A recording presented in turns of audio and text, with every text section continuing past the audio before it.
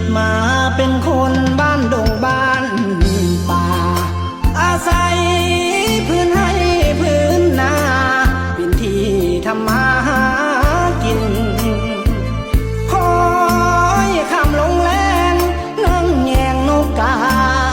โบยบินสายลมแผ่วพัดมาได้ยินไม่ไผ่สีกันสวรรค์บ้านนาความหูที่มีบุตรที่ก็ต่ำทำนาการด่างดำเงินคำบ่มีดอกนา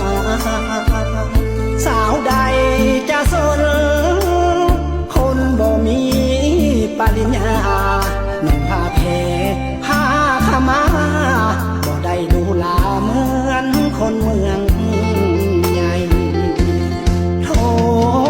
รศัพท์ก็ใส่รุ่น030เก่าอย่างหุ่นแต่เฮาก็แสนภูมิใจตามภาษาคนจนบ่มีรถใหญ่เรื่องไฟแสงสีเมืองศรีวิไลบ่เคยได้ไปบ่เคยพบพาแต่คนบ้านนอกบ่คิดหลอกใคร